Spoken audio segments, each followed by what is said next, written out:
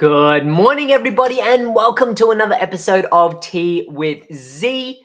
My name is Zamil Solanki, and it's an absolute pleasure to be joining each and every one of you again on another episode today. And if you haven't gotten your tea, your cuppa, whatever it might be, your bowl of spaghetti, if you're watching from that side of the world, and it's dinner time right now, go and grab that. And of course, let's get some energy pumping. Let's get some energy pumping. Some likes, some hearts. Drop them down below. And also, speaking of down below, you'll see a link to the Limitless Network. The Limitless Network is a group of like-minded people who value health in any way, shape, or form.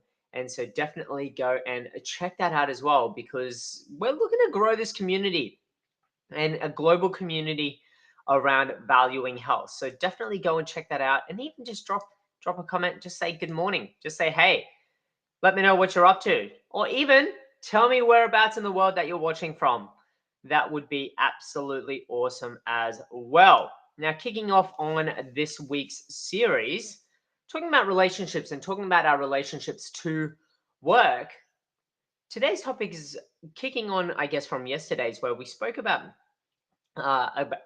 communication and identifying our relationship with work.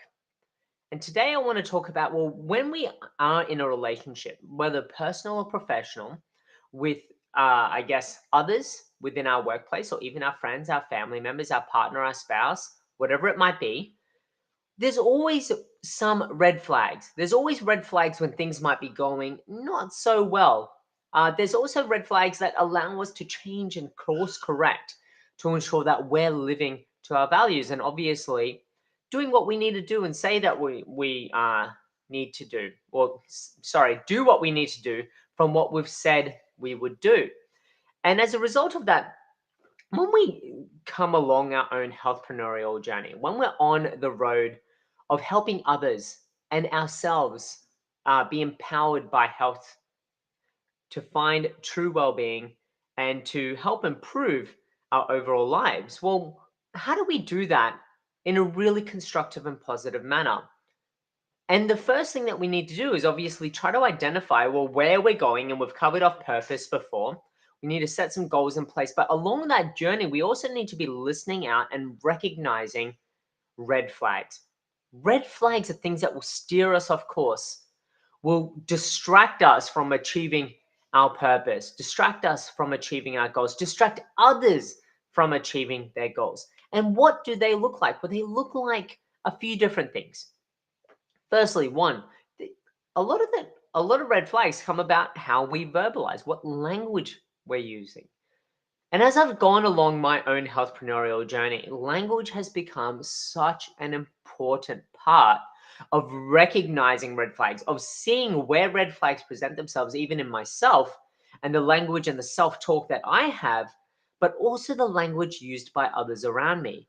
And as a result of that, I've been able to pick up on nuances within that language, mainly verbal, and then the second layer would be nonverbal, but mostly verbal languages that will identify elements of red flags. So when working with clients and working with their teams, because I work in their businesses to then work on their businesses, when I work with their teams, listening is the first step. Listening, not talking, but actually listening. Listening for the cues and the discussions that go on within that business, between colleagues, between the team and your customers, patients, and consumers, between your team and the leadership team, and vice versa, whatever it might be. Having a listen for those conversations and picking up anything that might be detrimental to the business, detrimental to helping others achieve their goals, distracting, or causing elements of friction. So we want to listen. And obviously we want to identify, well, what might be the challenge, roadblock, or obstacle that's causing or leading into that discussion. We need to identify that. What usually comes when we verbalize something, or that red flag is verbalized, it's most often a symptom of multiple other things. The verbalization of the issue is usually the last thing. And we see this all the time in psychology, in personal relationships. When do personal relationships end up in counseling? When do they end up seeing a therapist to help verbalize what they're feeling? Well, it's usually at one of the last steps. It's towards the end of, I guess, where all these other red flags have been present. So it's really important to, I guess, work backwards. Work backwards. So we've identified that red flag through listening. Through listening, hearing that some conversations and even visualizing some body language. Maybe they're slumped over, maybe hands in their face, maybe they're crying even, or visibly really disturbed or shaken or feeling very anxious and stressed. Whatever those red flags might look like, that's usually the symptoms of a lot of other red flags in the past.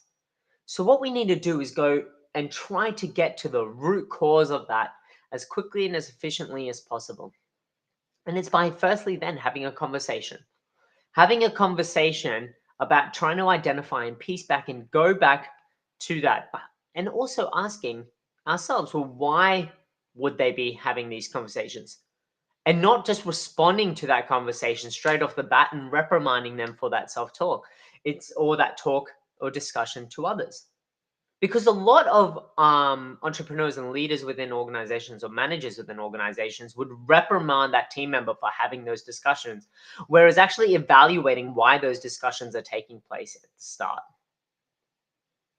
And so it's really important then to get to that root problem, because by reprimanding that team member or just dismissing that conversation, really shows that team member that we're not interested in what they have to say and what they have to feel, and really not interested in actually identifying and correcting the roadblock, challenge, or obstacle that's leading to that red flag.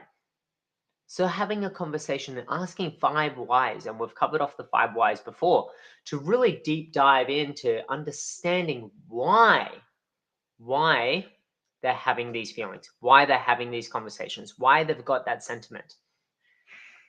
And then by identifying that why, then thirdly, we want to then identify that root issue. We want to identify and correct that root issue.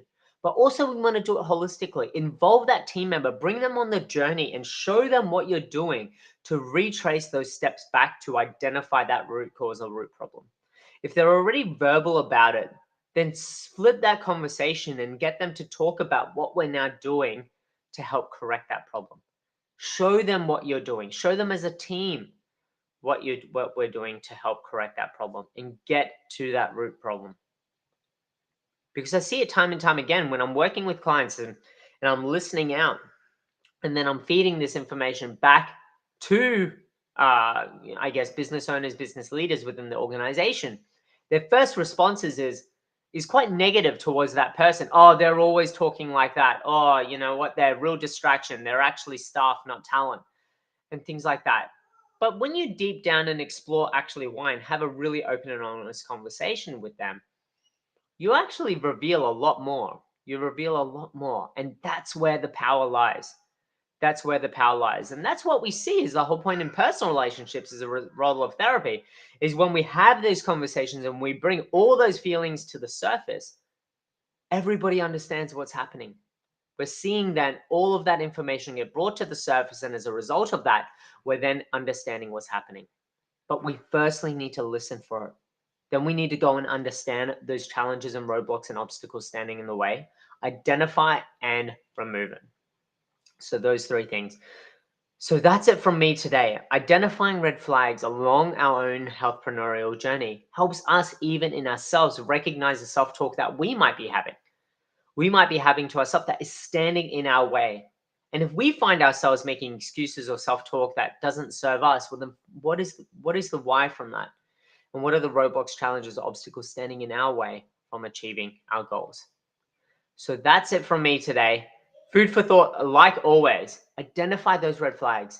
Identify those red flags by then firstly listening, piecing it back as to where that root problem came from by identifying all the challenges, roadblocks, and obstacles along the way, and then identify and address that root cause. So food for thought, as always, on these episodes of Tea with C. Drop your feedback in the comment section below, because that's what I absolutely love. And yeah, absolutely love reading all those comments on all the different channels that this streams to as well. Special shout out to VJJ on YouTube, who's been commenting a lot lately on YouTube. So a special shout out to you. And I look forward to catching up with all of you on another episode of Tea with Z tomorrow. But a final little mention as well, jump onto the Limitless Network. Details are in the description box below as well. Looking forward to catching up with you all again on another episode tomorrow. Bye for now.